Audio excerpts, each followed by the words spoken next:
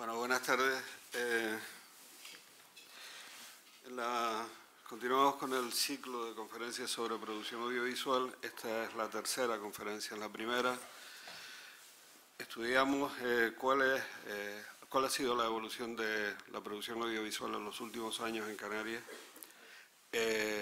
Y por tanto fue como una especie de fotografía o de película también sobre cuáles son las aspiraciones del gobierno de Canarias respecto de la producción audiovisual. En la segunda, ayer el doctor Lozano nos enseñó algunos de los elementos básicos para la construcción cultural de un discurso sobre islas. Y en este caso, en la tercera conferencia, vamos a tratar de cómo se pone en pie un discurso, palabras e imágenes.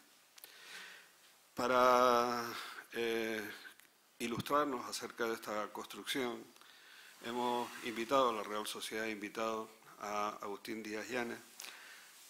Agustín Díaz Llanes es licenciado en Historia por la Universidad Complutense de Madrid y recuerdo algunos de sus, aunque no haría falta, pero recuerdo algunos de sus actividades profesionales o productos profesionales en el campo de la dirección, del guión y también de la novela. Agustín Díaz Llanes, don Agustín Díaz Llanes,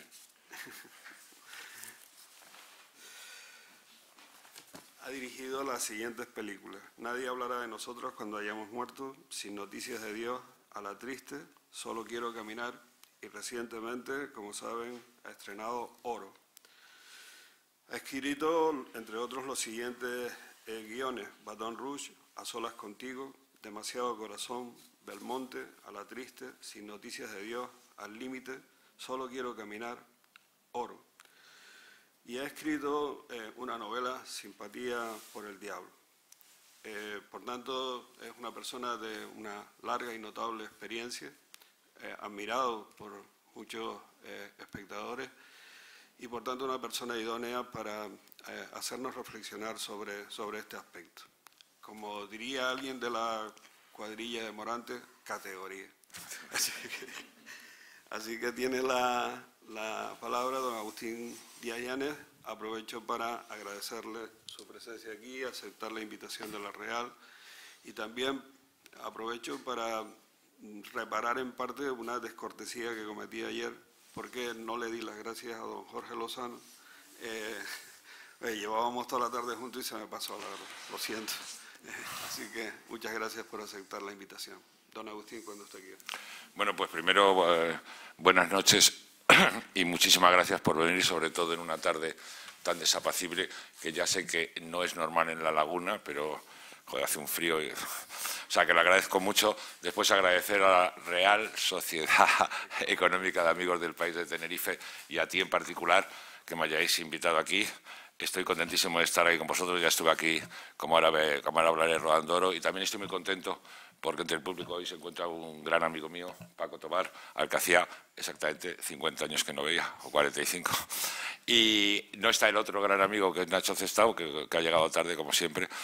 Así que vamos a empezar cuando vosotros queráis. Bueno,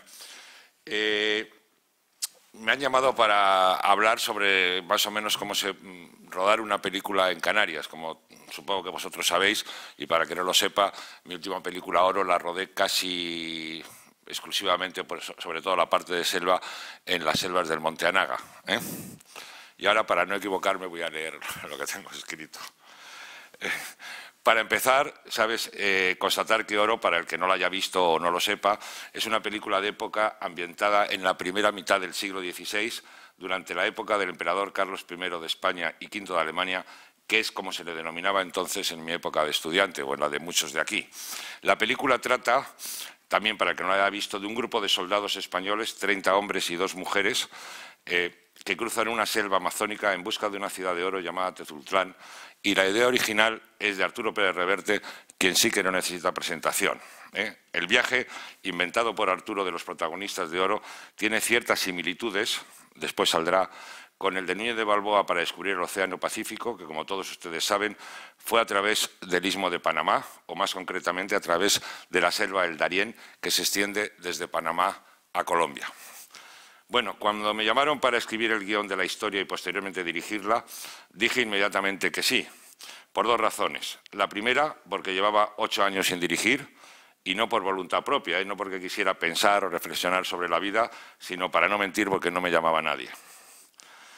Y la segunda, aunque pocos se atrevan a decirla, porque un director o una directora de cine, sobre todo si es español, pues siempre es una mezcla explosiva de fatalismo y responsabilidad, y entonces dices a todo lo que te proponen que sí, por si acaso no te vuelven a llamar nunca más. Una vez aceptado el encargo, venía lo más importante y lo más difícil, que es hacer la película y, sobre todo, al principio diseñarla. Como yo ya había tenido mi experiencia en películas históricas, en el 2005 había tenido la suerte de dirigir A la triste, también basada en las novelas de Arturo Pérez Reverte, ya estaba curado de espanto respecto a dos cuestiones de primordial importancia para una película histórica. Una, como dice Fernando Trueba en su extraordinario diccionario de cine, no enredarse en las cortinas, que ahora lo explicaré, y otra, soportar con estoicismo los consejos, entre comillas, de los expertos en historia de España, tanto profesionales como amateurs. No enredarse en las cortinas es, como todos ustedes habrán adivinado, no perderse en la reconstrucción de la época, en la minuciosidad de los detalles, en la puesta en escena y olvidarse de la historia y de los personajes, que al fin y al cabo son lo importante de una película. Y aquí es donde entra por primera vez Tenerife, o para decirlo de una manera más ajustada, las razones para rodar en Tenerife. Dejaré a un lado las razones estrictamente financieras que explicará mañana mi colega aquí presente y antiguo productor mío e íntimo amigo Edmundo Gil, rebajas fiscales, equipos canarios, etcétera, etcétera. Mi decisión fue estrictamente personal y sin tener en consideración, no diciéndolo en voz alta, claro, las ventajas económicas, porque eso es cuestión de los productores. Las posibilidades que tenía eran múltiples, desde rodar en las selvas colombianas hasta rodar en la propia selva del Darién, que también tenía exención fiscal. La rechacé de inmediato. Bueno, no de inmediato, pero casi. Las razones fueron las siguientes. La primera, mi aversión a los aviones y aún más a los viajes transoceánicos. Mi penúltima película transcurría en México DF y todavía no me he recuperado ni anímica ni espiritualmente de los más de 20 viajes que tuve que hacer. La segunda, las selvas en sí mismas. Una selva latinoamericana es un lugar inhóspito, cruel y extremadamente peligroso, y sobre todo con muy malas condiciones de rodaje. Dada mi edad y mi desconfianza ante la naturaleza en su conjunto, las deseché casi de inmediato, con la esperanza de que mi productor, Enrique López Laviña, dijera la palabra mágica, Canarias. Y finalmente la dijo. Así que nos vinimos aquí a Tenerife a localizar. Las fotos que previamente me habían enseñado de las selvas del Monte Anaga me habían gustado mucho y además se parecían también mucho a parajes de la selva del Darién en Panamá. Panamá, lo digo por la selva de aquí, es el lugar que, en palabras de la historiadora Carmen Mena, es el escenario temprano de fábulas y ensueños. Allí se materializó la famosa leyenda del Dorado que los conquistadores quisieron identificar con el fabuloso reino de Dabeiba o Dabeibe, y que Balboa, el mejor vendedor de sueños de la historia de América, se encargó de difundirla por toda la península para magnificar sus hazañas. Y así cundió la fama de que en tierra firme se pescaba el oro con redes y que sus granos eran tan gruesos como aceitunas, de manera que todos en España enloquecieron para ir a buscarlo. Anaga era la selva del Darién, pero sin mosquitos asesinos, reptiles venenosos, caimanes, alimañas de todo tipo. Esos los pondríamos nosotros. Las selvas tinerfeñas nos proporcionaban todo lo que necesitábamos y nos evitaban todo lo que no necesitábamos. Las selvas del Monte Anaga son tan buenas, cinematográficamente hablando, que nadie o casi nadie pensó, una vez vista la película, que no hubiéramos rodado en el Darién o en otra selva colombiana. Y también nos proporcionaron, que eso está muy bien, la lástima y la preocupación, ya vista la película, de mucha buena gente que se preocupaba mucho por la dureza del rodaje, lo mal que lo habíamos pasado, etcétera, etcétera. Que fue sin duda que lo pasaron mal, sobre todo los actores, pero no fue ni remotamente parecido a lo que hubiéramos padecido al rodar en las selvas americanas. Sí, y yo ya sé que esto suena a cierto señoritismo, en una época, no solo en el cine, donde se premia la verosimilitud y el sacrificio, siempre entre comillas. Actores que se maquillan con kilos de látex para interpretar a Churchill, como ahora vemos en las pantallas, directores que hablan y hablan, yo mismo lo he hecho, qué remedio, de las penalidades del rodaje, de lo que se sufre, etcétera. Pero mi señoritismo está basado en la idea, no mía tampoco, por supuesto, de que el cine es el territorio de la ficción, del engaño bien entendido, es decir, que consiste en mentir, pero sin engañar.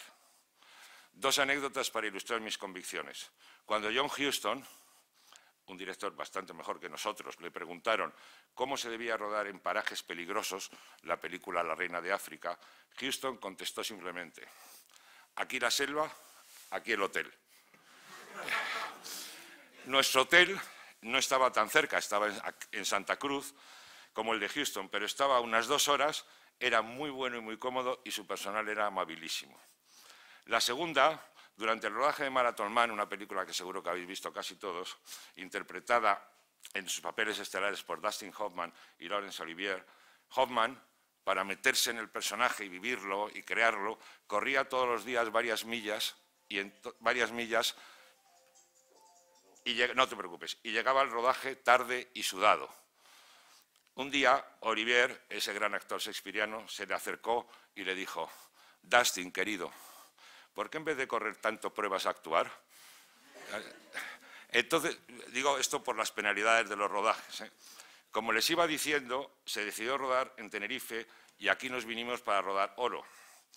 A pesar de no albergar los peligros de las selvas colombianas o panameñas, el monte Anaga, que vosotros lo conoceréis mucho mejor que yo, y sus parajes selváticos no son tampoco pan comido. Por primera vez vi llover en horizontal, cosa que no había visto en mi vida.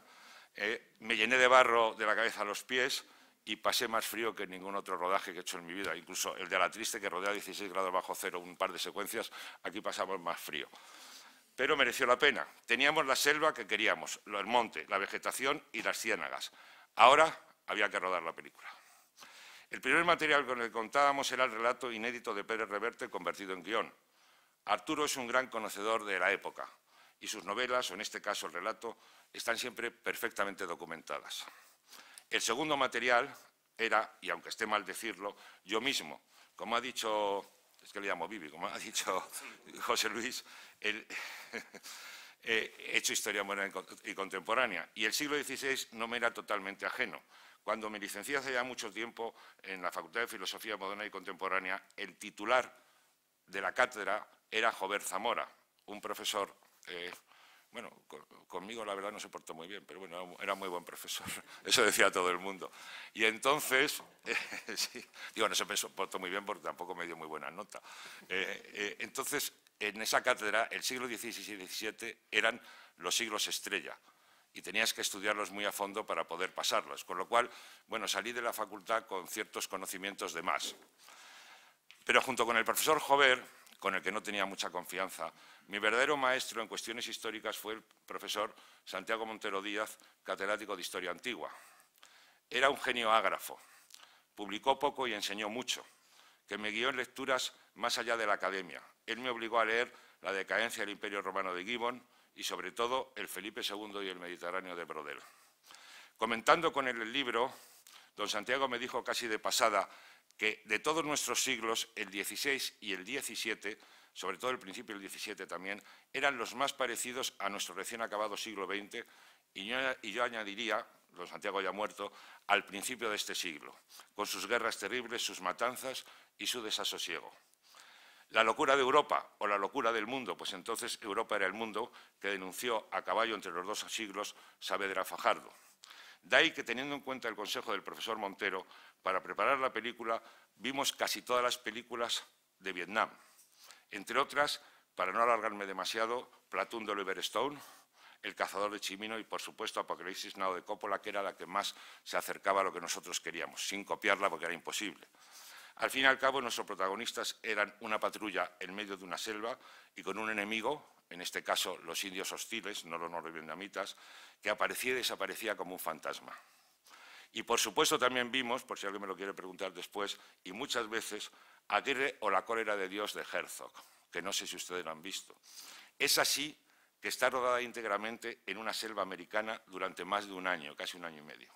Una hazaña, aunque la verdadera hazaña, según cuentan, no era rodar en la selva, sino trabajar con Klaus Kinski, el actor que interpretaba a Aguirre. Klaus Kinski tenía la reputación de ser aún más peligroso que la selva. De hecho, se cuenta que Herzog, el director, y Kinski se pelearon a balazos durante el rodaje. De eso o de cosas peores también nos salvó Tenerife, isla que propicia el buen humor. Pero de una película de época, aunque la prepares muy bien, tiene, como les dije al principio de esta charla, sus riesgos. Riesgos incluso más peligrosos que la propia selva. Al igual que, según sentencia popular, todo español lleva dentro a un seleccionador de fútbol, hay una gran parte de españoles y españolas que llevan un historiador dentro.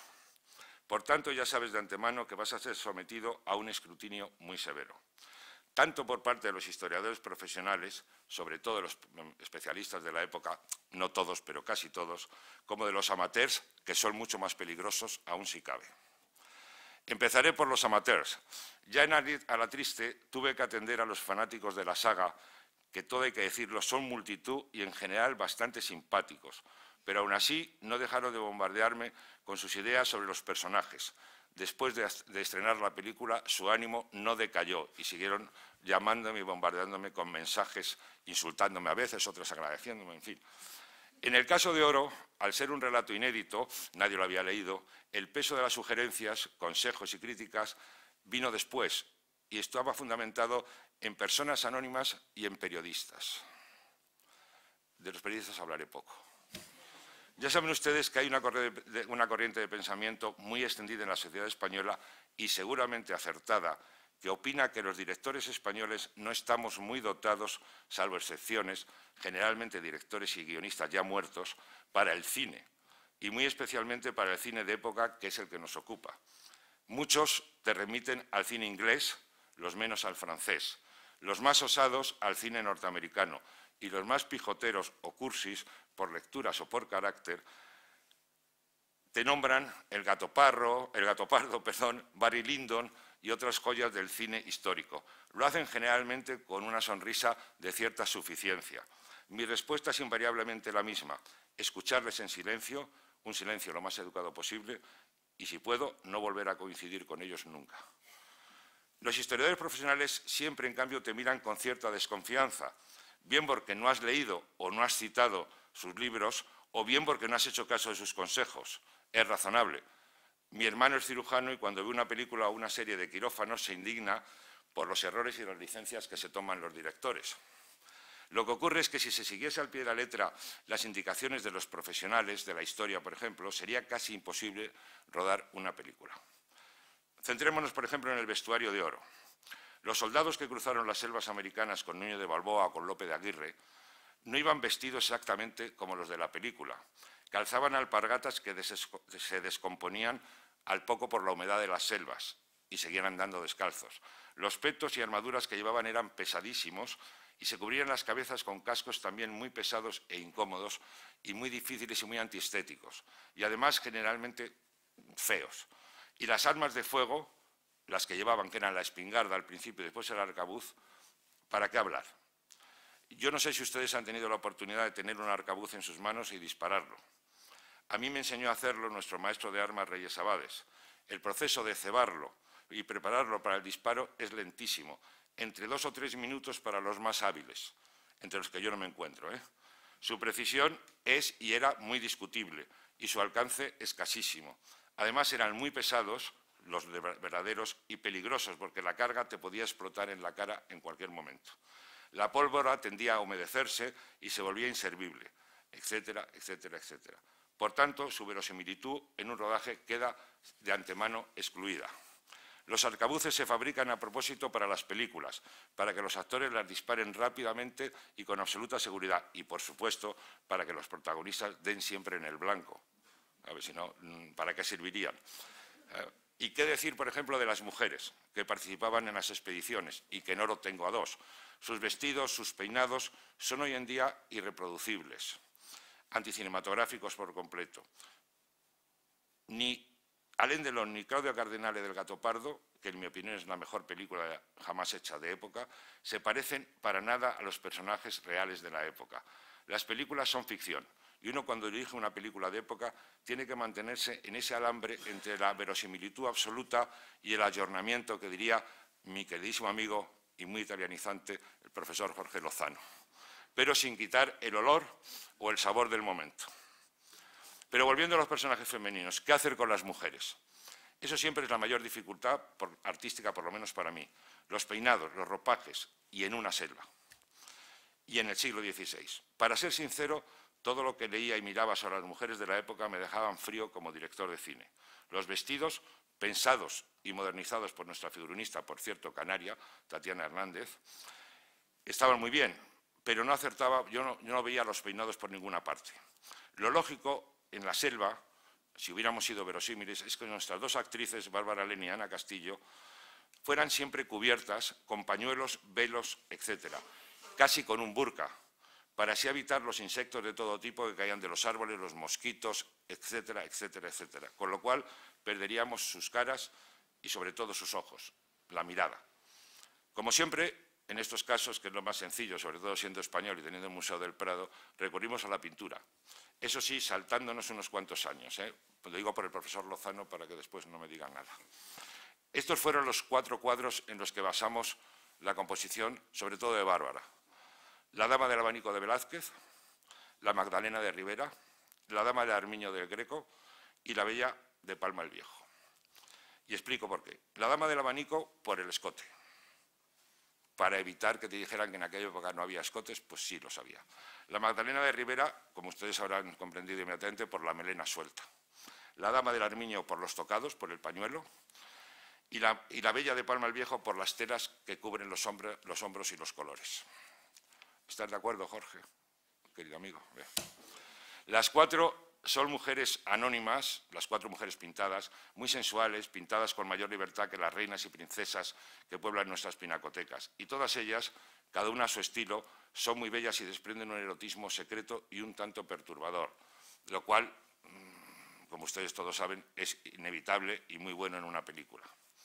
Con los hombres, en cambio, fue más fácil. Al fin y al cabo, estábamos haciendo una película, en palabras del propio Arturo Pérez Reverte, sobre hombres duros en tiempos duros, hombres que durante un siglo, de Tenochtitlán a Rocroi, pasearon el temido nombre de España desde el oriente al ocaso, teniendo medio mundo sujeto por el pescuezo y con el filo del acero apoyado en la garganta.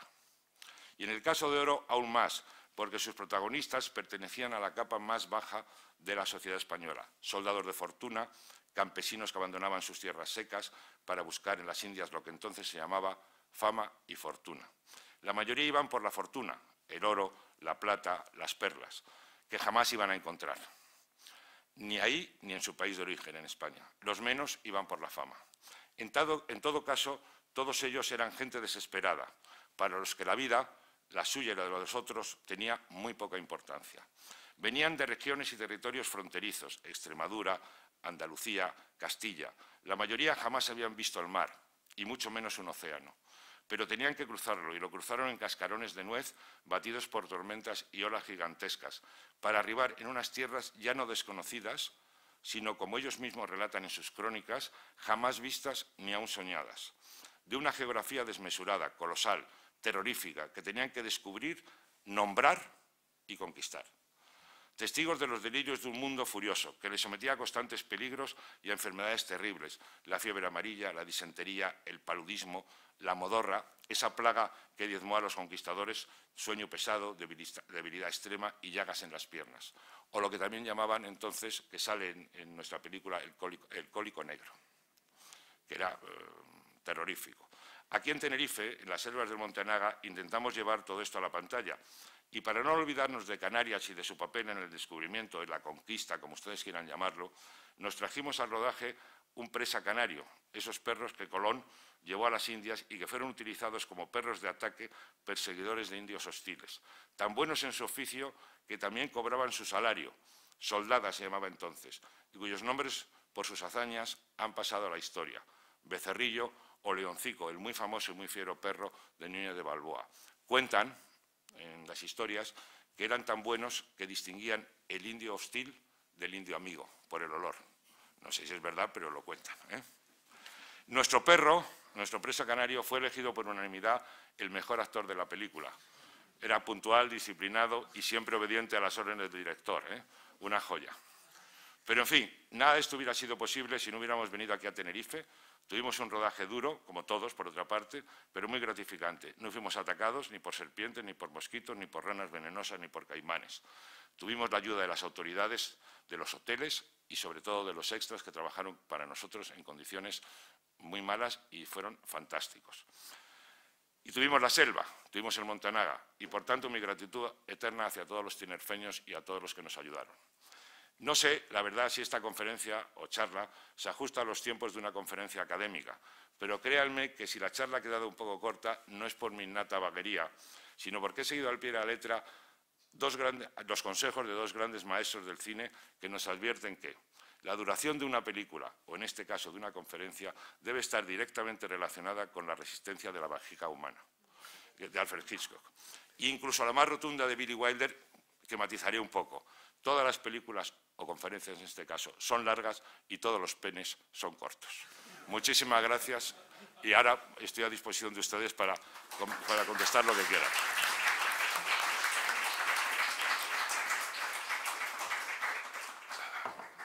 Bueno, pues como es tradición en esta casa, abrimos ahora un turno de palabras para que ustedes expresen preguntas, discursos, panfletos, en fin, lo que quieran.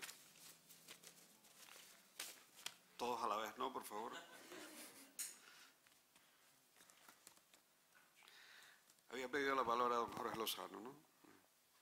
No, el profesor Lozano le conozco mucho, no sé. Me hace la típica pregunta pelota, ¿no?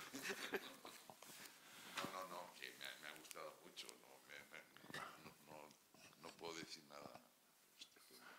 No, es que no quiero quitarle la palabra a Nacho Cestao. Me voy a preguntar algo, no seáis tímidos. ¿Alguna cosa tendréis?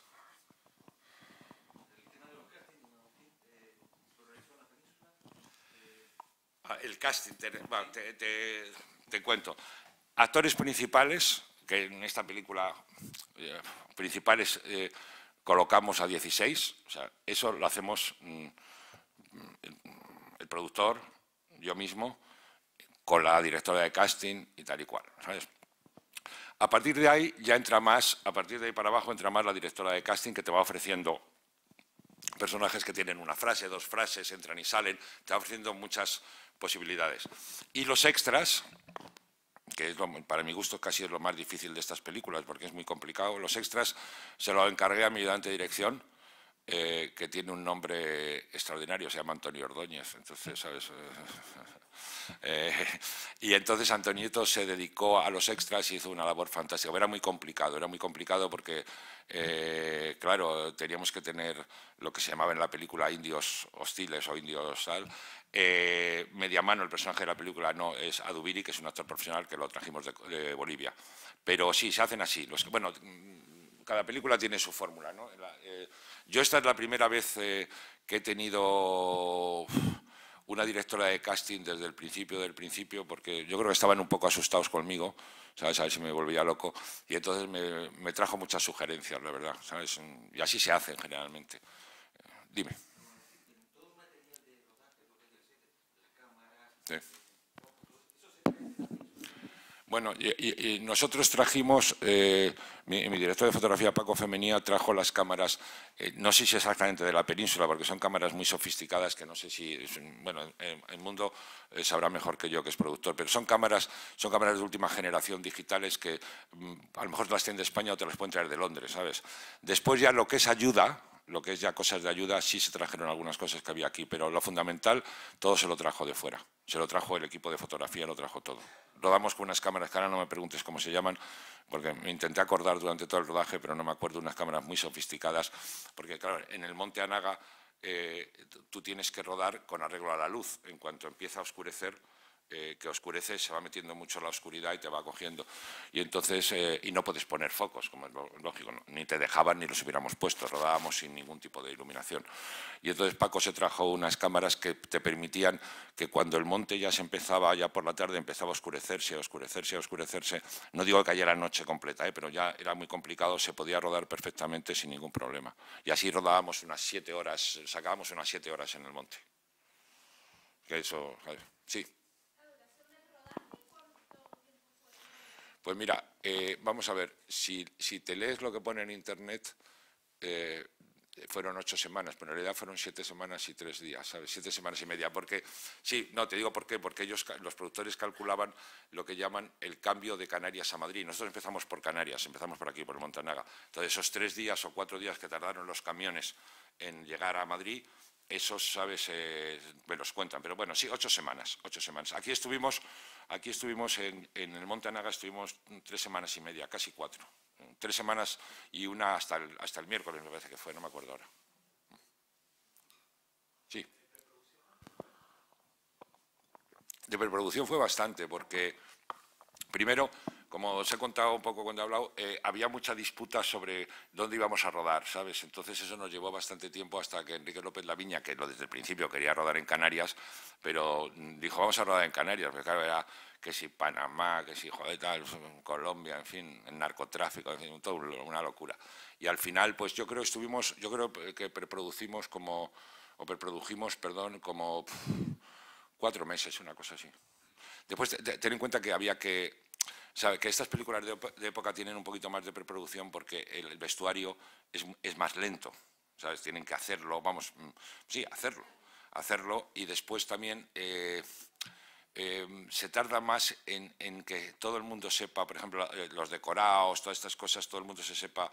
Tal. Y tuvimos, ya que la he hecho, ya lo puedo contar, tuvimos una cosa que se resolvió, por eso tardamos un poco más en la preproducción, que es cómo íbamos a rodar las noches, porque en el Montanaga no las podíamos rodar, y además, si las hubiéramos rodado, hubiéramos muerto de frío y de inanición. Y cómo íbamos a rodar determinadas partes de la película que no se podían rodar en el Montanaga, o sea, por ejemplo, los ataques de los caníbales, todo eso. Y entonces ya se decidió que íbamos a rodarlos en un estudio que rodamos en Madrid, y eso llevó también mucho tiempo, más tiempo, pensar, no yo, el director de Javier Fernández, pensar cómo se iba a hacer, o sea, reproducir la selva de Anaga allí. Pero sí, las películas de época siempre tardas un poco más.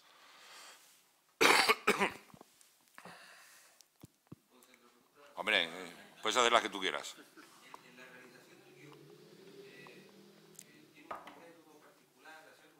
¿Yo? Sí. ¿Cuál es ese? Perdona, ¿cuál es el paradigma de Sifi? Cuéntame. Ah, no, porque no sea bueno, es que no lo conozco y no... No, yo sigo... Vamos a ver, te cuento cómo lo hago.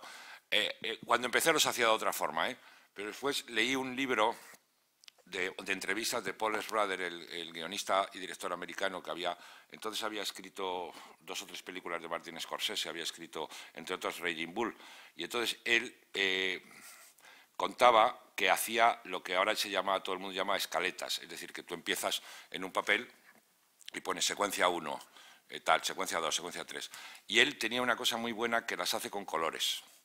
Entonces tú coges, por ejemplo, un color para el protagonista o la protagonista, pones el rojo y después por los demás tal. Y así, o sea, mirándolo nada más las hojas de papel, te das cuenta si tu protagonista o la protagonista lleva mucho sin aparecer y te dices, joder, esto está mal, ¿no?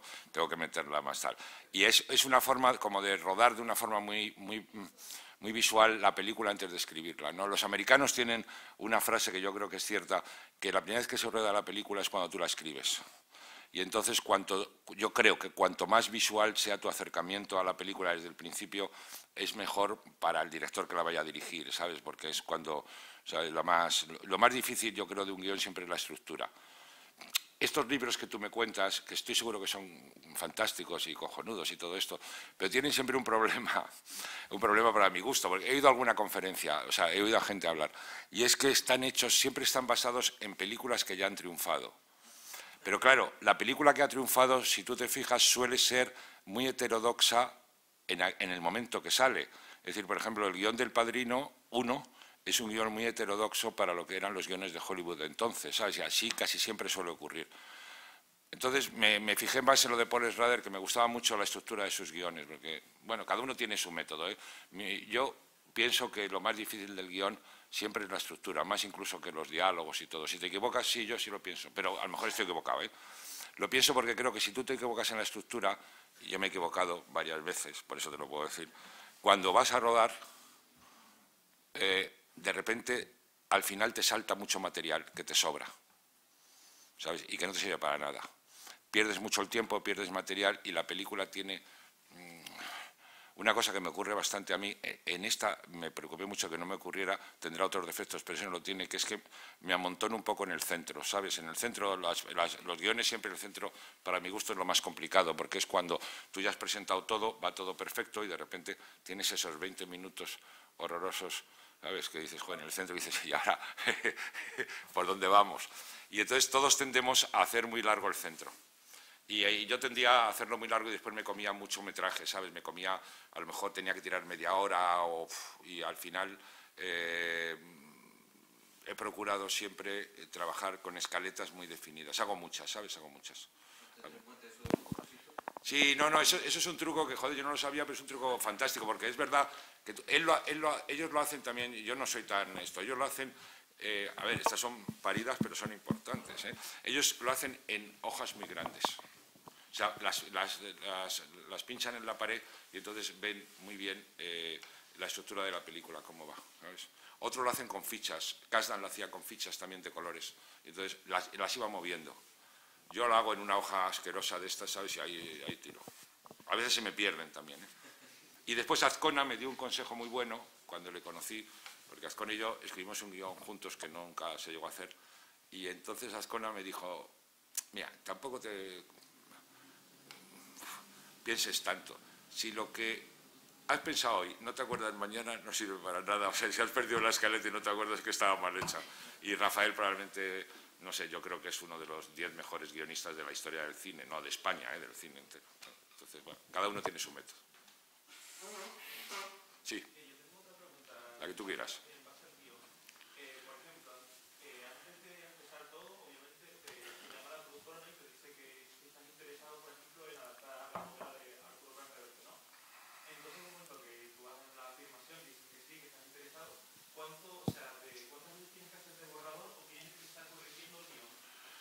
Ah, qué pregunta tan buena acabas de hacer. Ahora te la cuento. Pero esto, no digas que te lo... Bueno, sí, di que te lo he dicho yo, pero después yo mentiré y diré que no lo dije nunca, ¿eh? Vamos a ver. Esto es una memez que se inventaron los americanos. Azcona también, y ahora te contesto esta pregunta, también decía con mucha razón, decía dos cosas con mucha razón. Decía, vamos a ver, los guiones, una vez que los presentas, te tienen que decir que sí o que no, pero los productores, perdona el mundo, no les gusta decir que sí porque tienen que poner dinero, claro, entonces empiezan a... Es que era una broma, pero que tiene cierta esta. Entonces, se ha impuesto una moda que es un poco absurda, que es la de las reescrituras. Entonces, ahora tú, por ejemplo, firmas un contrato de un guión con una gran cadena de televisión, que son los que producen, y son guiones fórmula, vamos, son contratos fórmula, y te ponen, no sé, 250.000 revisiones, es una cosa un poco absurda, ¿sabes? Bueno, yo como soy mayor y me tratan como un poco loco, pues les digo que no me pongan eso porque no lo voy a cumplir. Y entonces pues me dejan más o menos con 2 o 3 reescrituras, se aburren y me dicen, venga, vamos a tirar. Pero es verdad que ha sido, en mi opinión, esto ya fuera de broma, la gran muerte del cine. O sea, el cine americano se ha convertido, que es el que manda, se ha convertido en un enorme coñazo gracias a las reescrituras. De hecho, hay multitud de guionistas americanos riquísimos, que no tienen ningún título de crédito en ninguna película y solo se dedican a reescribir. Pero ¿qué ocurre? O sea, vamos a ver, a mí me ha pasado, por eso te lo digo, me conozco el asunto. Si a ti te mandan un guión de alguien, tuyo, por ejemplo, está muy bien el guión, pero no, quiero que lo reescribas. Si yo miro tu guión y contesto, joder, está cojonudo, no quiero reescribir nada, no voy a ganar dinero. Entonces, claro, tengo que sacarte los errores que todos cometemos. Tengo que darle una vuelta y al final termina... Esto hay una anécdota muy buena de... ¿Sabéis quién es Cronenberg, no? Sí, David Cronenberg. Bueno, David Cronenberg, cuando iba a hacer Inseparables, desde siempre, era una historia que tenía en la cabeza de 2 gemelos ginecólogos. Entonces llegó al estudio, esto me lo ha contado, o sea, lo ha contado en una mesa en la que estaba yo, estábamos juntos. Entonces fue al estudio y le dijeron, joder, David, es un guión maravilloso y tal, no sé cuántos, pero, vamos a hacer vamos a pasarlo entre la gente y tal de aquí del estudio. Entonces empezó el guión, empezaron a darle vueltas al guión y al final querían que hiciera una película sobre 2 chinas jóvenes que se enamoraban entre ellas. Y entonces se la produjo él. Bueno, esto que parece una tontería ocurre muchísimo y se da mucho, ¿sabes? Y entonces, ahora mismo, si tú escribes guiones y eres joven, pues tienes que acostumbrarte a que te pongan muchas estas. Lo mejor es también engañar un poco. Y entonces tú, por ejemplo, mandas la primera o la segunda revisión que has hecho y lo bueno es fecharlo, o sea, poner tal, tal, tal, y además no que lo has escrito en tu casa, sino poner, por ejemplo, pues eso, La Gomera, como si hubieras venido aquí ¿sabes?, a La Gomera o Bilbao, que has estado ahí, poner alguna mentira para que ellos piensen que has estado trabajando, porque en realidad cambias muy poco, o sea, cambias 5 gilipolleces, ¿sabes? Porque si es muy malo el guión, joder, lo mejor es tirarlo, ¿sabes? No sé, es una cosa que yo creo que ha sido una de las cosas más horribles que han ocurrido en el cine, ¿sabes? Que es la continua y continua y continua reescritura de guiones hasta hacerlos irreconocibles, ¿sabes? Entonces, el guión americano, que siempre había sido muy sólido, muy bueno, siempre, incluso de películas que a lo mejor pues te pueden parecer mejor o peores, ¿no? Por ejemplo, Rocky, la película de Stallone. Rocky tiene un guión, es una maravilla, o sea, está estructurado, es perfecto y termina ahí subiendo las escaleras, es cojonudo. Y ese, si lo hubieran reescrito, pues no se sabe, es decir, yo creo que los guionistas tampoco tenemos tantas historias metidas en la cabeza. Al cabo de tu vida te pueden salir 2 o 3 guiones buenos si has escrito muchos y un guión, aunque sea bueno al 80%, es mejor no tocarlo, porque cuando empiezas a tocar mucho, ¿sabes?, te vuelves loco, ¿sabes? Y es mejor confiar en el tarado del guionista o de la guionista, que si ha tenido una idea brillante, ya después el director se encargará de llevarla, ¿sabes? Pero sí, acostúmbrate a reescribir. Es la teoría moderna, ¿sabes?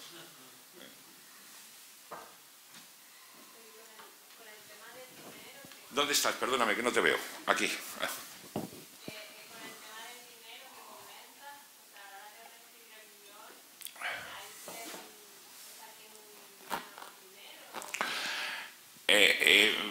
Vamos a ver, si tú firmas un contrato de guión con una productora y tú reescribes, ya está en el precio del guión, ¿sabes? Y en las reescrituras que te hayan puesto. Si la productora te pone una cláusula por lo cual tu guión puede ser reescrito por otros, entonces normalmente los otros o las otras que reescriben cobran, ¿sabes? Pero claro, eso también depende de cada contrato, pero lo lógico y normal es que a ti te digan, bueno, tú escribes este guión, vale, y si no nos gusta, estamos abiertos a dárselo a otros guionistas para que reescriban el guión. Eso significa que no te dan mucho dinero por ese guión porque no confían mucho en ti y entonces esperan mandárselo a otros. Pero suele ser así, o sea, si tú firmas un guión por X miles de euros, a partir de ahí tú te haces cargo de todas las... hasta que ellos decidan que ya no les gusta lo tuyo o sí les gusta.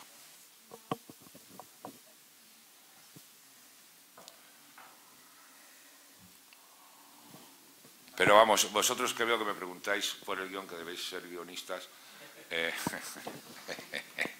que compañeros, en fin, el guionista es el último eslabón de la cadena cinematográfica, incluso en Hollywood, aunque en Hollywood ganan buen dinero, en Inglaterra es la última, como decía David Mamet, es un oficio de putas, ¿no?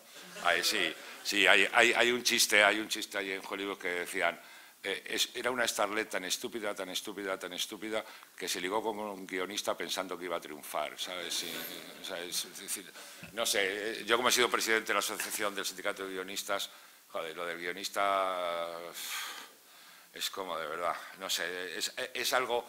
y no logras convencerlo. Yo estoy convencido que es porque todo el mundo, claro, ha ido al colegio, ha hecho una composición, ha escrito una nota, ¿no? Sobre todo los ejecutivos, han escrito una nota a la asistenta, compre usted leche y tal.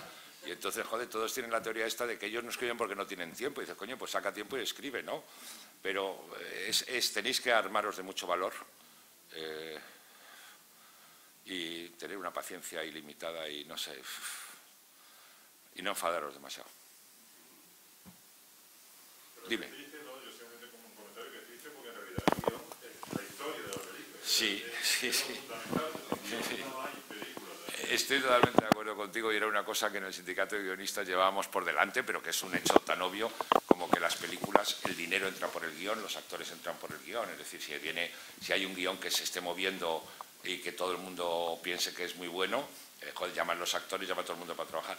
pero coño, hay una cosa muy rara, no sé, había un productor español, que no diré el nombre, que a mí no me lo hizo, pero contaban los más mayores que yo, que tú entrabas a su despacho y te decía, te trataba siempre usted, ¿y usted cuánto quiere ganar por el guión? Y tú decías, por ejemplo, 25.000 pesetas, sacaba de un cajón un muñequito de la risa y decía, ja, ja, ja.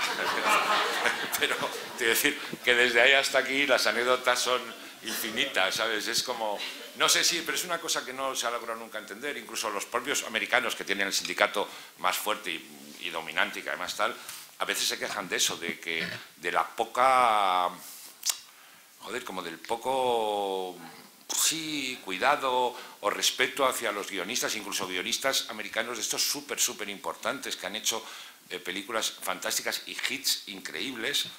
Y entonces, joder, ¿cómo se llama el guionista? William Goldman, el que escribió, bueno, el gran guionista, digamos, de los últimos guionistas del gran guionista mundial, el que escribió Todos los hombres del presidente, en fin, un monstruo. Y ya llegó un momento que lo cuentan en sus memorias, que ya mayor le llamaron para hacer una película, empezó a hablar, bueno, le llamaron para hacer el fabuloso, esta que hicieron Matt Damon y el tarao de, ¿cómo se llama? El guapito joder. Sí, el increíble, Esta es una idea de él, y dijo, se sentó allí, entre ellos, los actores y los ejecutivos empezaron, primero la mitad no sabía quién era él, lo cual es acojonante, porque tiene 4 Oscars y tal, y les dijo en una frase muy famosa que todo guionista quiere siempre decir, estoy muy mayor y soy suficientemente rico para mandaros a todos a la mierda. Y se marchó, pero claro, tienes que ser él, ¿sabes? Que cobraba 2 millones por un guión de dólares. Pero ni siquiera él, no sé, es una cosa muy rara, no sé, te puedo decir, es algo muy raro.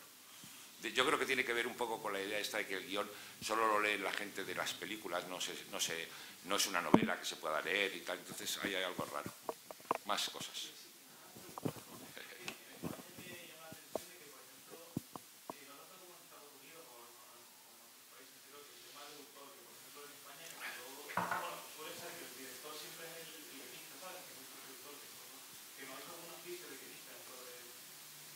Mira, yo empecé de lo que se llama en España de guionista puro. Y nunca pensé, está aquí el mundo, que es el que me produjo mi primera película, y lo sabe, yo nunca pensé en ser director de cine. O sea, no lo tenía en mente, era guionista puro. Pero claro, de guionista ganabas tan poco dinero, era tan difícil, tío, que el único guionista puro que yo he conocido, te hablo antes de la televisión, el de cine nada más, el único guionista que vivía bien, pero modestamente para su talento, era Azcona.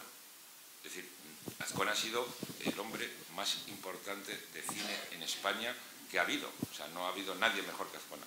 Bueno, no vivía ni comparación con los productores de sus películas, ni con los directores, ni con los actores. Pero bueno, vivía bien, era un hombre tal. Pero llegó un momento en que el guionista Azcona, por así decirlo, ya no dejó de existir, porque el guionista profesional dejó de existir. Entonces tenías que convertirte en director, si eras guionista, como fue mi caso, si querías seguir en la industria, o si eras director, aprender a escribir, cosa que no saben. Sí. O hacer el truco ese que intentaban hacer los directores cuando yo empecé, yo me siento contigo, te doy un par de ideas, tú las escribes y firmo contigo. No, macho, tú escribes las primeras 50 folios y el papel en blanco es una putada porque deja a todo el mundo frito. Pero no había espacio para el guionista puro. Ahora yo creo que hay más por las televisiones, ¿sabes? Porque ahí ejercen más como guionistas, pero el cine se ha convertido en una cosa, en cine de autor. Es también una cosa muy francesa. Gore Vidal decía siempre, los franceses nunca tienen razón. Y en esto no tenían, ¿sabes? Lo del cine de autor ha sido un desastre porque somos los directores los que escribimos, los que las hacemos y al final yo creo que nunca tienes el otro punto de vista. Pero es así. Sí. Dos preguntas. La primera, ¿es raro o sería malo tener muchos personajes como principales o importantes en una película? Yo he tenido muchos esta. Es raro, no sé, pero difícil es. Más, no tanto para escribir, porque tú sabes que escribiendo es todo gratis, así no te gusta tirar la página y ya está. Pero rodando para que cada uno tenga su espacio sí me resultó muy complicado, era un poquito un caje de bolillos. No se suelen hacer películas con muchos personajes al mismo tiempo, cada vez menos. Pero bueno, oye, como todo, ¿sabes? No sé, hay gente que las ha hecho, o sea, y ha hecho películas maravillosas con muchos personajes, ¿no? El cine yo creo que, a pesar de todo lo que digan, debe ser un territorio de libertad, ¿sabes? De libertad donde la gente, vosotros los jóvenes sobre todo, podáis hacer cosas difíciles y que no se han hecho. No digo pesadas, no digo pesadas y problemáticas y tal, sino cosas que, bueno, que siempre ha sido así el cine, siempre se ha ido avanzando a base de la nueva generación que va entrando y va haciendo cosas que los demás no han hecho o las hacen diferentes. ¿Y tu otra pregunta? ¿Cómo se puede conseguir que un personaje sea original y que sea real? Que no parezca que es una copia de otro personaje o que sea falso. Mira, vamos a ver, ¿cómo te llamas? Jared, vamos a ver. El cine está todo hecho, macho. Todos copiamos dándonos cuenta o sin darnos cuenta. Es muy difícil hacer un personaje original, nuevo y tal y cual. Yo creo que, no sé, hace yo 20 o 25 años que no veo a ningún personaje que sea original y no me acuerdo ya de cuándo eran los originales. Creo que eso no te debe importar. ¿Sabes? Lo que tiene que ser tu personaje es bueno, que esté bien. Que sea original, tío, la originalidad está muy sobrevalorada. Es original y es un petardo y qué más te da. ¿Sabes? Tiene que ser alguien que sea, no sé qué te diría yo, Michael Corleone es original, no, pero es uno de los grandes personajes de la historia del cine. Lo que tiene que ser es bueno el personaje, ¿sabes? A veces tendemos a querer ser demasiado originales y aburrimos mucho a la gente. El cine es un arte muy rápido, o sea, tú vas, te metes en un cine, estás 1 hora y media o 2 y te lo comes, ¿sabes? No, trata que sea bueno. ¿Cómo consigue que sea bueno? No tengo ni flores, macho, si lo supiera sería un genio, yo qué sé, joder. Primero, tú tienes que creerte que es bueno, porque tú tienes que pensar cuando se lo vendes a la gente que es un personaje fantástico. Y después, la verdad, sinceramente, en el cine y para los guionistas y para los directores, depende mucho de los actores. Un personaje puede ser, no sé, yo cuando trabajé, por ejemplo, con Victoria Abril, tú escribías un diálogo para Victoria, pon que fuera de 1 a 10, pon que te hubiera salido bastante bien y fuera un 7, ¿no? Victoria te lo convertía en un 10. Si te hacías 1 medio o 5, te lo convertía en un 8, ¿sabes? No sé, y después tú ves la historia del cine y el cine está lleno de diálogos memorables que son absurdos. Por ejemplo, uno de los mejores diálogos de la historia del cine es el que dice William Holden al principio de la película de Grupo Salvaje. Si se mueven, mátalos. Ya, tú escribes eso y dices, una parida.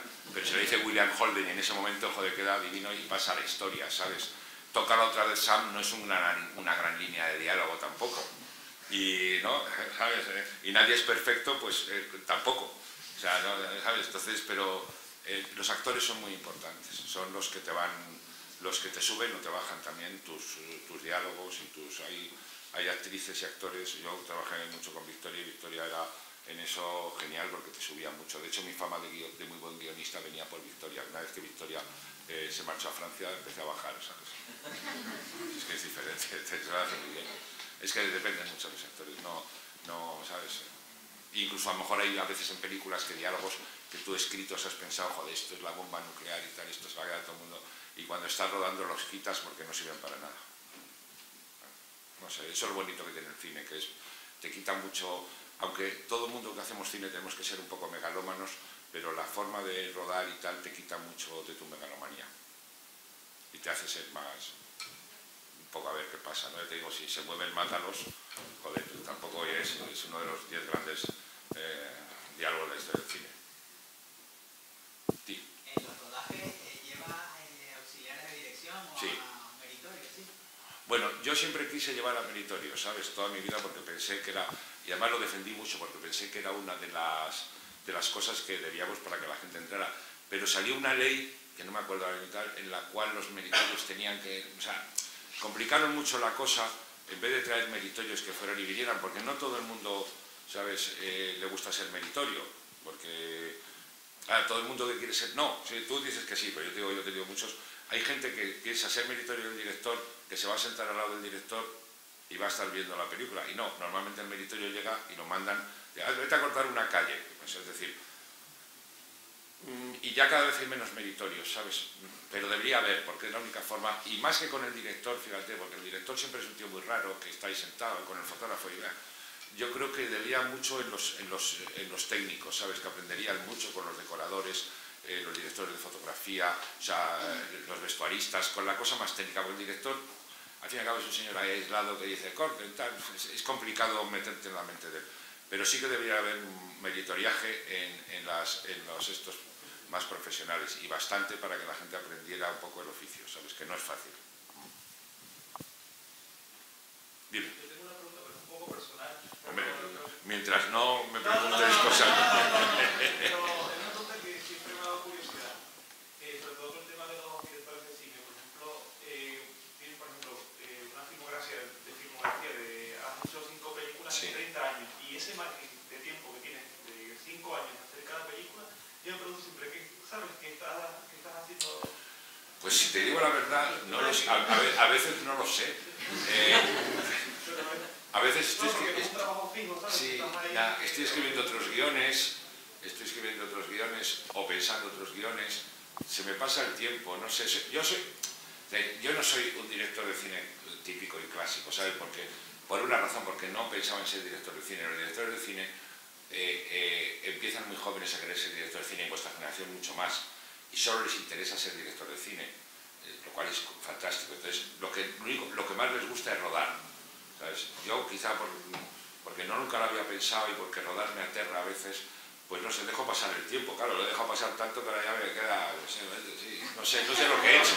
Me preguntas, no sé lo que he hecho, pues muchas paridas, no sé, he escrito cosas, ¿sabes? Después se me ha pasado el tiempo, sí, así un poco, no sé, me has asustado con eso. No sé. No lo digo en plan... No sé, te digo, joder, te contesto. No sé, me meto en algún berenjenal que se me ocurre, estoy por allí. Yo no sé, también te digo una cosa, el cine no es mi prioridad. Hay alguna cosa que me gusta más que el cine, un par de cosas que me gustan más que el cine. En cambio, a los directores amigos, a los que yo conozco, lo que más les gusta en el mundo es el cine, y lo que más les gusta es rodar.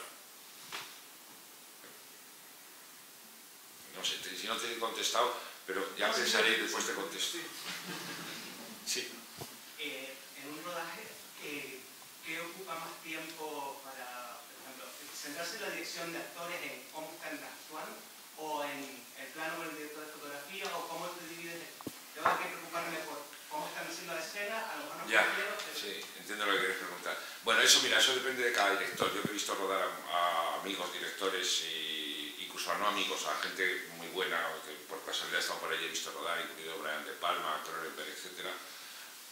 Yo creo que cada director tiene su método, ¿sabes? Hay directores que les gusta mucho trabajar con los actores. Yo no lo hago, o sea, no lo hago. Si elijo al actor o a la actriz, que ellos vayan y yo ya iré corrigiendo. La planificación de la película, lo que tú llamas con el director de fotografía, suele ser un misterio muy profundo, porque los directores de fotografía son como filósofos chinos, ¿sabes? Sí, joder, ¿sabes? Es imposible, son como los músicos, es decir, que tú, cuando te explican cómo lo van a hacer, dices, no me he enterado absolutamente de nada, pero es que no se ha enterado ni el ayudante del director de fotografía. Entonces, es un proceso mágico que ocurre ahí. Yo, como siempre he trabajado con él mismo, ya lo conozco, y entonces ya sé lo que más o menos, que lo que va a hacer me va a gustar, ¿sabes? Me va a gustar seguro. Y después, en contra de lo que oirás de otros directores, que seguramente tendrán razón, pero mi teoría es más americana que europea, ¿sabes? El director de fotografía tiene un ojo que tú no tienes, que yo no tengo, ¿eh? Hitchcock lo tenía, pero claro, Hitchcock y John Ford, pero estos hicieron, o sea, antes de empezar a ser Hitchcock y John Ford llevaban ya 40 películas, tío, conocían todo perfectamente. Ellos tienen un ojo en el encuadre y en el movimiento de la cámara, en la esta, que tú nunca tienes. Y si te metes mucho a decir tonterías, normalmente sueles crear ahí una cierta confusión. Entonces me preguntas ahora, ¿qué hace el director? No se sabe. Es un señor que pulula por ahí y organiza, ¿sabes?, el asunto. Tú tienes que tener, o creo yo, tienes que tener una idea de lo que tú quieres hacer y saber contársela a los colaboradores para que la hagan. Colaboradores, te digo, por orden de importancia, los actores, que son los que te la van a contar, y en mi caso el director de fotografía. Y ponerte un poco en sus manos. Hay directores, por ejemplo, más bien, por ejemplo, Cuarón. Alfonso Cuarón tiene un conocimiento de la cámara perfecto, pero sus planos se los hace todos el Chivo Lugosi. Todos. O sea, todos los ideales. O sea, los plantean, porque es que esos tíos tienen, los muy buenos, tienen un ojo que tú no tienes. Lo que no tienen es tu narración ni tu idea de lo que tú quieres. Esa es donde tú tienes que tener un director o una directora de fotografía con la que te lleves bien, ¿sabes? Y con la que sepas que él entienda lo que tú estás diciendo rápidamente y lo ponga, ¿sabes? Y el cine es muy técnico. Y el moderno de ahora es mucho más técnico que cuando yo empecé. Es muy técnico, muy técnico. ¿Sabes? Hay sitios donde es muy difícil meterte porque ellos tienen un conocimiento que está estructurado solo para eso. Por eso los equipos ahora son tan buenos. Si tú te fijas, por ejemplo, en las películas de González Iñárritu, hay un cambio estético en cuanto va el chivo con él. Los fotógrafos son muy importantes. Tarantino, por ejemplo, da un cambio estético muy grande cuando Richardson empieza a fotografiar las películas de Tarantino. Visconti, por ejemplo, como se llama el Gato Pardo, cuando Gottuso le fotografía el Gato Pardo, cambia esta de Visconti, porque la fotografía no fotografía solo el ambiente o la luz, sino que es el encuadre, ¿no? Que lo más difícil del cine para mi gusto es el encuadre. O sea, como tú, esa ventana que va moviéndose y ahí es donde tienes que meter las cosas. Entonces, los directores de fotografía siempre han sido muy importantes. Por eso llevan sombreros y ligan mucho y tal, y no sé, y ganan más dinero que todo el mundo, en fin, esas cosas, dime. Le iba a preguntar si alguna vez en algún rodaje ha tenido que cambiar de actor o de actriz principal o secundario, porque al ser guionista y director, me supongo que usted soñará un tipo de personaje que a lo mejor luego el actor o la actriz no saben representarlo como lo sueña. Bueno, sabes, yo he procurado siempre escribir los guiones teniendo en mente quién iba a hacerlos, ¿eh? En esta película, por ejemplo, no. Y bueno, después, no sé, ahí tienes que ser sensato contigo mismo. Ahí yo sigo la teoría de Clint Eastwood, que es, como tú bien sabes, muy bueno. Tú cuando eliges un actor o una actriz, eliges el 90% del personaje. Si has acertado, bien, y si te has equivocado, pues que Dios te coja confesado y ahí vas tirando y procuras no contar solo a nadie. Te metes en un cuarto de baño y lloras y tal, y sigues adelante. No me ha pasado casi nunca, no me ha pasado casi nunca, pero sí ocurre mucho. Y de hecho, cuando llevas ya eres más mayor y has visto muchas películas y de repente ves una película y dices, joder, esta película es un miscasting, o sea, esta protagonista, este protagonista están mal, o sea, por lo que sea están mal escogidos y se nota mucho, sí. Las películas tienen una...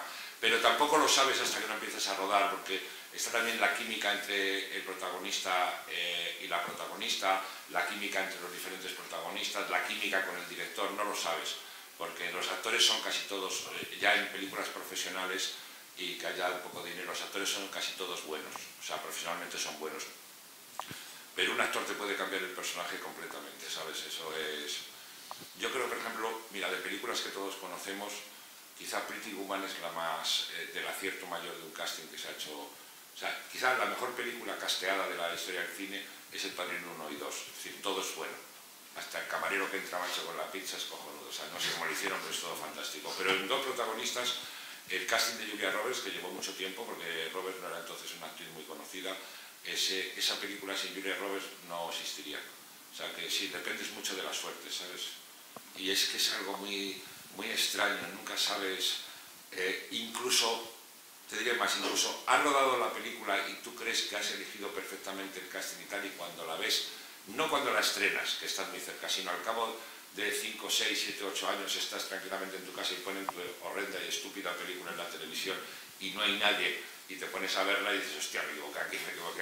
Es que no lo sabes, que el cine es muy etéreo, todo es muy complicado, actores que son muy importantes funcionan y otros no funcionan. Dime. Y otra cosa, ya termino. A la hora de dirigir a los actores, ¿ustedes a que ellos propongan y le den ese giro al personaje o ya lo tienen establecido? No, que coño, no.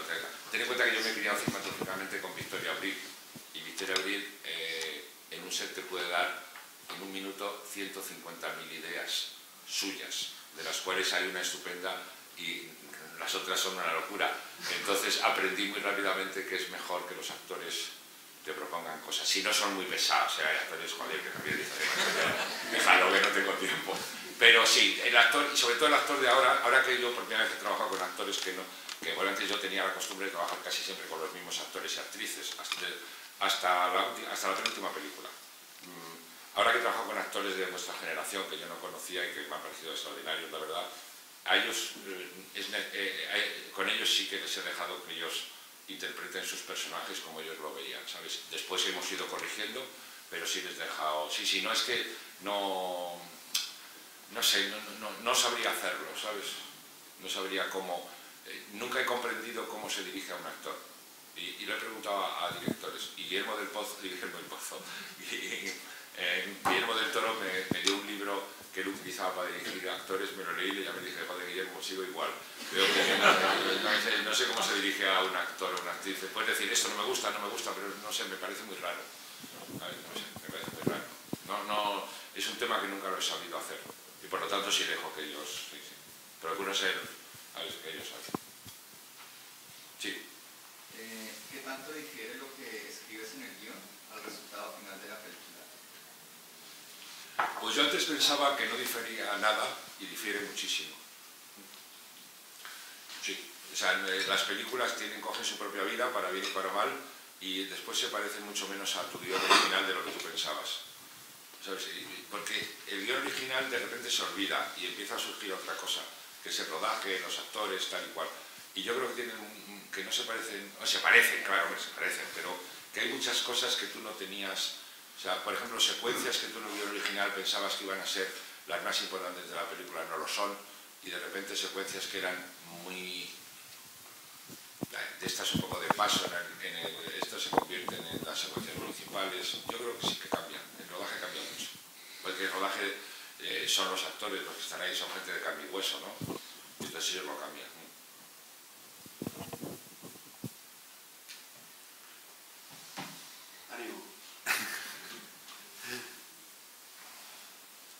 No, sí, claro. Una curiosidad, o sea, a mí me han llegado algunas anécdotas, por ejemplo, del trabajo, por ejemplo, de Viggo Mortensen en El Triste, ¿no? A ver, cuéntame. Y... Yo estaba allí y te puedo decir... Por eso simplemente era una cuestión de verificar, ¿no? O sea, porque claro, me imagino que uno se encuentra con una mega estrella, por ejemplo, como Viggo Mortensen en su momento, y lo que se me ha contado a mí es que era un señor de lo más natural, accesible, para trabajar con él, acojonante, ¿no? Sí, no, bueno, vamos a ver. Viggo es Dios. O sea, rodar con Viggo es... A lo mejor si te vas mal con él, no sé, llevándote bien con él, es una maravilla, porque tú estás acostumbrado a rodar con la escuela española, por así decirlo, y de repente aparece la megaestrella universal, que es Viggo. Y aparte de ser una persona absolutamente normal, cariñosísima, y siempre ayudando al director y a todo el equipo, después comprendes, no lo dije yo, lo dijo Echanove, la primera vez que rodó con él, me lo trajo y me dice, oye, acabo de comprender porque esta es una megaestrella y yo no, ¿sabes? Y tiene que ver algo con una cosa muy complicada que tienen las megaestrellas, las estrellas tipo Viggo, que es, por utilizar un término taurino, que llenan plaza. O sea, joder, entran allí en la cámara y yo me acuerdo el primer día que le rodamos, éramos amigos ya entonces, pero no tanto. Y entonces el director de fotografía femenina me dijo, hostia, macho, tío, este tío es la bomba, ¿no? Cómo entran, cómo salen de cámara, cómo se sientan, cómo se levantan. Es otro mundo.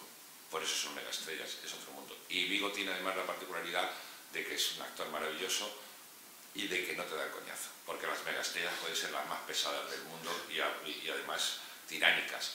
Viggo es al revés. Y después tiene otra cosa que eso es innato en él también, y es que es, porque él no ha querido serlo, pero es probablemente el mejor actor de acción desde Clint Eastwood.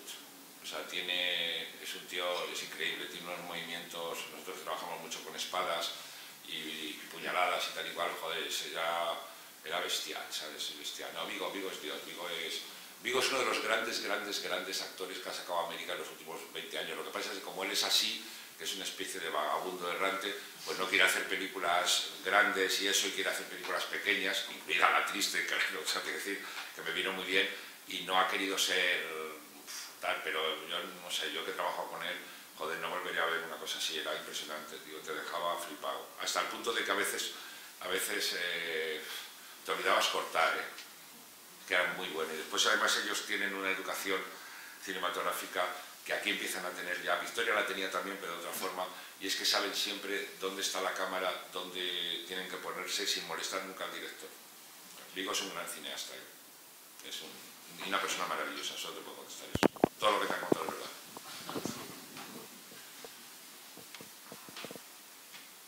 Vosotros no fumáis, ¿no? Los cabrones, dime. ¿Se puede dar una pausa de 10 minutos? No, resisto, dime. No, pero que no he querido cortaros, era una broma, joder. Aprovechen, tenemos 16 minutos todavía. Sí, la que tú quieras. Digo, cuando se te dio el momento de dar el salto, o sea, porque historiaste historia, Sí. luego diste un paso de escribir un guión, Sí. Y a partir de ahí, ¿cuándo fue el momento que llegaste a escribir? O sea, desde el momento de escribir... Sí, te la cuento, porque la he contado otras veces, pero te la cuento.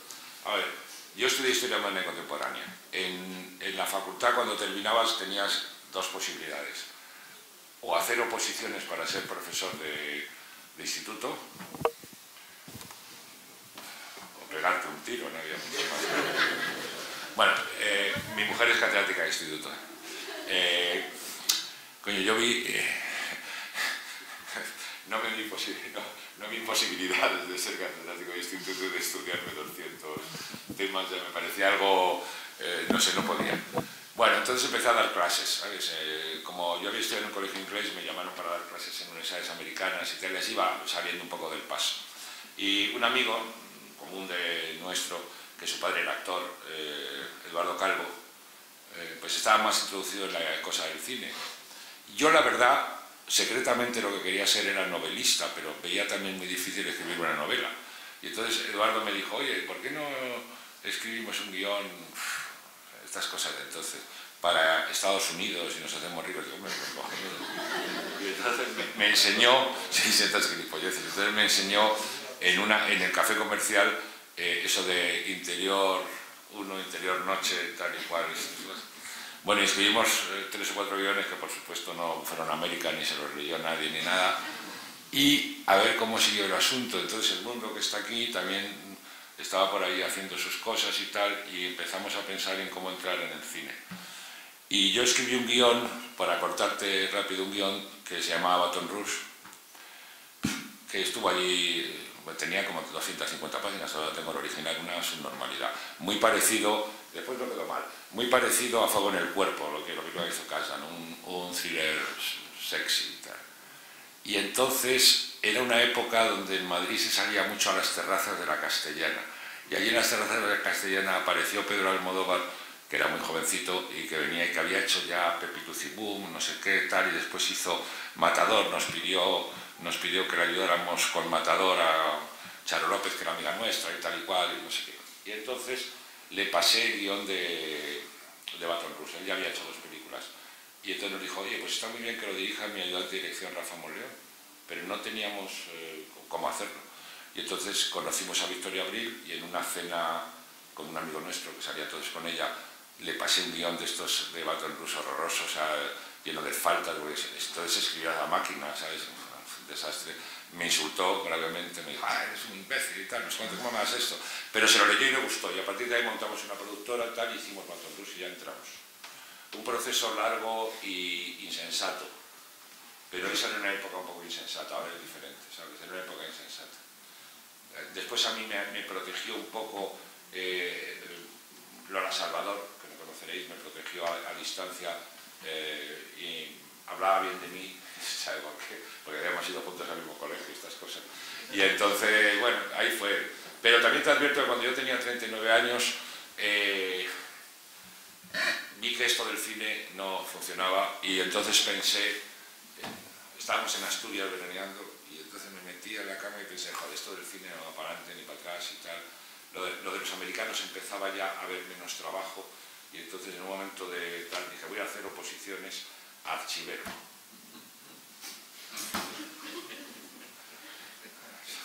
Y entonces me trajeron el programa de los archiveros. Pues aunque estudié 25 años no seré nunca archivero y volví al cine, ¿sabes? Estudié en el cine por un montón de casualidades.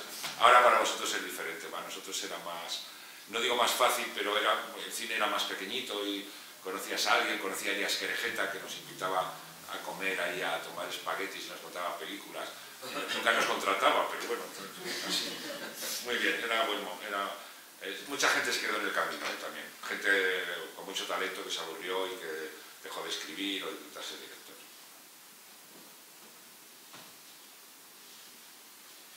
¿Más? ¿Y tú como, bueno, perdóname, déjame, ¿y tú qué quieres ser guionista? No, yo, la historia es un poco larga, tampoco voy a aburrir, ¿no? Pero yo estudié comunicación visual y bueno, al principio era lo típico, como todos, con un trabajo de director guionista, al final me retrasé mucho la carrera, terminé y hice un máster de producción y bueno, estuve trabajando en Meritorio, en una película, y ahora pues a ver lo que me sale ahora, que estoy un poco... ¿Pero estás aquí viviendo, en Canarias? Sí. ¿O te estás en Madrid? Mañana voy a Madrid a ver si me cogen para, bueno, una cosa. Ah, bueno. Te veo muy lanzadillo. No, pero que... Hay que ser valiente, tío, porque es que esta profesión siempre... Ahora se ha instalado también una locura, sobre todo en los padres, tío, que te llaman y te dicen, es que mi hijo quiere ser del cine. Y digo, joder, pues que no sé... hay que ser valiente y dar muchos coñazos, ¿sabes? Ser un poquito pesado. No mucho, porque llegas a aburrir, pero tienes que, sí, hay que lanzarse.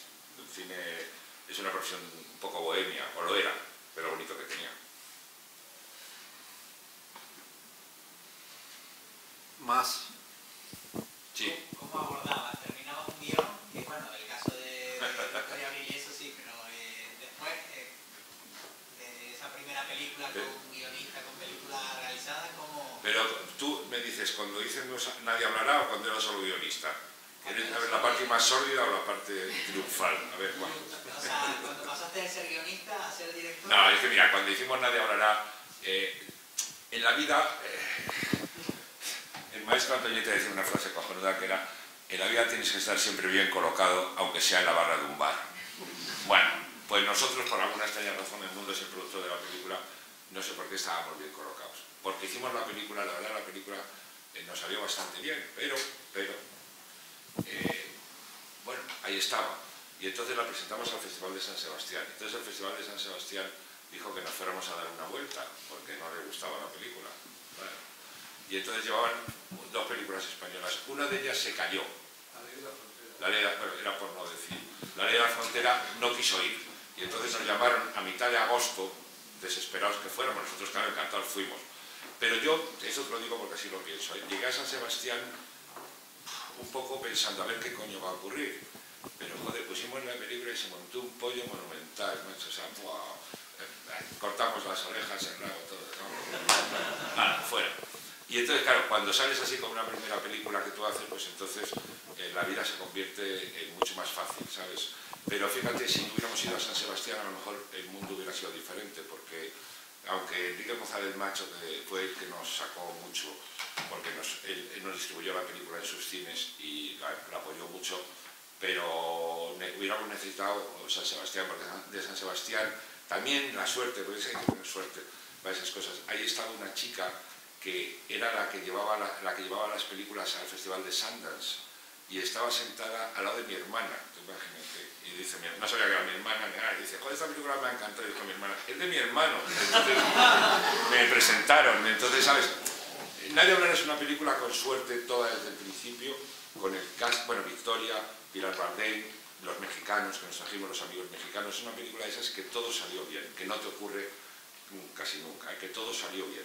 Y eso, bueno, pues ahí, y fue suerte de que fue la primera, pero es que tienes que tener suerte, porque te equivocas en tres cosas, o lo de San Sebastián no sale y hubiera sido diferente, ¿sabes? Si la ley de la frontera hubiera ido, pues no hubiéramos ido nosotros. Esto que está aquí mi productor, lo cuento, porque los de San Sebastián dicen que no fue así, pero fue como yo te digo. Yo conozco al productor Yo te digo, que dijo que no le convenía. y entonces nos llamaron a nosotros. Pero que siempre tienes que tener suerte. Y esa película tuvimos suerte desde el primer momento que Victoria dijo que la iba a hacer. Y dijo, sí, sí, y que me dijo, la tienes que dirigir tú, pues si no, no la hago. Y entonces empezó ella ya a delirar y tal. Después ella nos metió en Francia, y en Francia la película funcionó muy bien y nos dio mucho prestigio, porque siempre que hablas en un periódico francés y tal, es cojonudo y tal, todo el mundo piensa que has hecho. Y después funcionó también bien en Italia y tal, y en círculos así, en Inglaterra. Es una película que todo salió bien, tío, pero no te suele salir así casi nunca. Tienes que tener suerte, ¿sabes? Yo cada vez pienso que es como, ¿sabes? Las películas tienen que estar estrenadas en el momento justo. Sí, dime. ¿Qué consejo le daría como director a los actores? No, ninguno, que trabajen y que no sean muy pesadilla con los directores. Los directores, no te digo porque los directores tenemos muchos problemas, ¿sabes? Tienes que estar atento a 20.000 cosas, entonces no puedes estar todo el rato pendiente de... Y sobre todo no ser extravagantes, ¿sabes? Los actores tienen una tendencia, lo he contado por ejemplo con Gary Oldman, tiene una tendencia a ser extravagantes, o Dustin Hoffman, pues para ser Marathon Man tengo que correr 500 millas y tal y cual. Ser normal, o sea, no procurar comprender que el director tiene tanto miedo como el actor, ¿sabes? Que es importante, que el director está tan aterrado.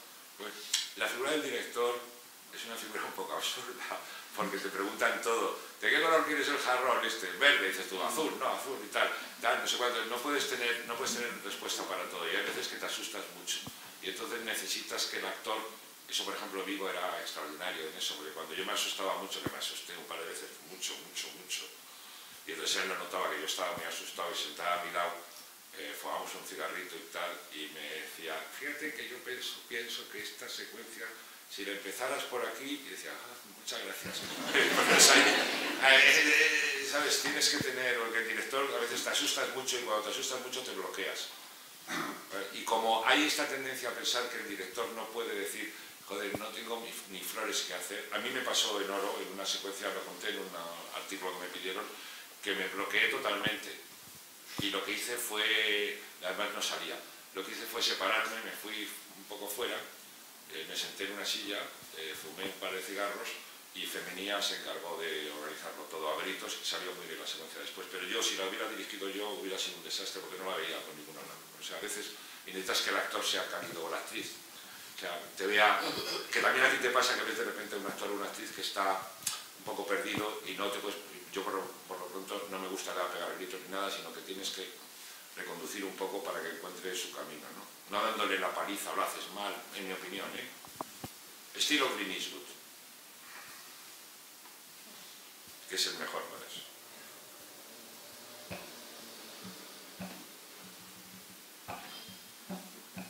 Vamos. Dime.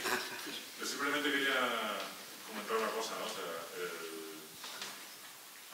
a usted, por ejemplo, ¿qué le parece, evidentemente, desde el punto de vista actoral, el trabajo actoral está muy jodido en la actualidad? O sea, hay muchos, tío, hay muchos. Solamente hay que mirar al porcentaje de gente que vive realmente de la interpretación y no llega ni al 10%.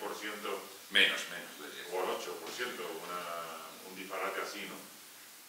Y yo lo que planteaba es si en épocas pasadas era una cuestión, si esto es realmente una época especialmente dura o es la trayectoria...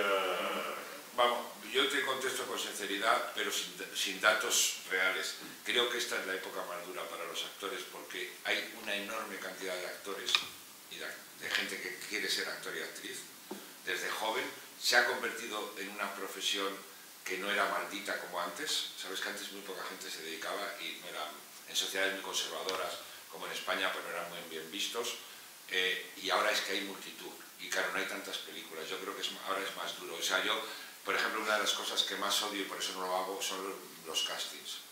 Porque, joder, te echas a llorar, macho. Es que dices, me decía mi directora de casting, vamos a hacer un casting. Digo, para una secuencia, no fastidies, elígeme a alguien, porque ya sé lo que ocurre, que es que te llegan 150.000 personas que quieren hacer el casting para esa secuencia. Tío, dices, esto no puede ser. Sí, yo creo que ahora es el momento más duro porque hay cada vez más. Y con las televisiones, con todo, con el audiovisual tan en auge, cada vez hay más y más y más gente que quiere ser actor y actriz, que es una profesión muy bonita y estupenda. Entonces la competencia es descomunal, descomunal, y no te da tiempo a seguir. Yo ya, por ejemplo, he perdido la cuenta de muchos actores jóvenes que ya no, porque tendrías que ver todas las series de televisión, todo, ¿sabes? No sé, sí, creo que es el peor momento. El mejor por una parte y el peor. ¿Cuánto me queda para fumar? He sido fumador toda mi vida. 2 minutos. 2 minutos, venga. La última. Subastamos la última pregunta. A ver, cuéntame. Actualmente, ¿qué es lo que se debería hacer? ¿Cómo se podría sacar una película adelante? Porque claro, a mí me gusta mucho ese tipo de cosas y este guion con las películas. Entonces, ¿cómo podría llevar yo eso adelante? Mira, me coges en una edad, tío, que es difícil que yo te pueda aconsejar, porque yo me estoy yendo del cine, ¿sabes? Bueno, me estoy yendo y me están... Pero, no sé, mi sobrino, por ejemplo, que acaba de hacer ahora una película, no por mí, una película que ha hecho, joder, casi 9 millones de euros en taquilla, empezó haciendo películas que se financiaba a él mismo. Y curiosamente, por eso digo que no te quiero dar ningún consejo, porque yo le aconsejé que no la hiciera. Pues, dije, me comienza a gastar. Él había ganado trabajando 30.000 euros, cosas suyas. Y los invirtió en hacer una película. Dije, pero se gastan 30.000 euros, coño, en hacer una película que después no se puede estrenar. Bueno, pues la hizo. Se la llevó a Estados Unidos. Le dieron varios premios en festivales. No le ha ganado dinero a la película, pero le sirvió para hacer la película que ha hecho ahora. O sea que no te puedo dar ningún consejo. Haz lo que tú creas, tío. Es que dar consejos, ¿sabes? Ya estoy harto de dar consejos y que me salgan fatal. O sea, es que no lo sabía. Yo a mí solo le dije, mira, te gastas 30.000 euros, que es lo único que tienes, ¿sabes? Lo que te queda. Y se lo pasó, la hizo en 20 días, la montó, la sonorizó él, la llevó a festivales, empezaron a moverse por festivales, tal. No la ha estrenado, no le ha ganado dinero, pero ahora parece que van a hacer un remake de la película en Estados Unidos y bueno, fue la que le dio para que hiciera la siguiente. Nunca sabes. Tú haz lo que tú creas que hacer. Y no te fíes, hombre, sí, joder, hay algún consejo que te doy, hazlas bonitas y bien. Pero, no sé, dime, que he oído por ahí, pero es que dar consejos, joder, yo he llegado a un momento, antes daba muchísimos consejos, un huevo, y me equivoqué en tantos que dije, ¿para qué voy a seguir diciendo gilipolleces? Sí, mi consejo más fantástico fue cuando Almodóvar hizo Mujeres salvo de ataque de nervios, que es la película más exitosa en proporción que ha hecho nunca Pedro, y me llevó a verlo y le dije, Pedro, esto no sé, tío, esto no creo que funcione. Es mejor no dar, y a los chicos jóvenes y a las chicas jóvenes es mejor no torturarles con consejos de absurdos, porque yo he vivido otra época y no sé cómo, ¿sabes? Mi sobrino me ha dejado extrañadísimo, tío, extrañadísimo, ¿sabes? Y él se ha pasado casi 8 o 9 años en barbecho, escribiendo, dirigiendo cosas suyas, o sea, sin ingresar, por así decirlo, ¿sabes? Pero hay una cosa que sí, eso sí te lo voy a aconsejar, porque ahora que he visto que a lo mejor no suben las pensiones, está más... el cine hay que ganar dinero. O sea, el cine, si vais a ser profesionales del cine, hay que ganar dinero. Eso es una meta que tenéis que tener puesta en la cabeza. No vale hacer cine porque me gusta mucho y tal, y no sé cuándo, no, hay que ganar dinero. Porque el respeto en el cine te viene por el dinero. O sea, el que no gane dinero no es respetado. Es una ley americana que aquí en España no se sigue, pero es así. Hay que ganar dinero. Poco, mucho, medio, tal, pero hay que ganar dinero. Y dicho esto, no voy a dar más mensaje. Y yo creo que ya podemos fumar, yo no puedo más.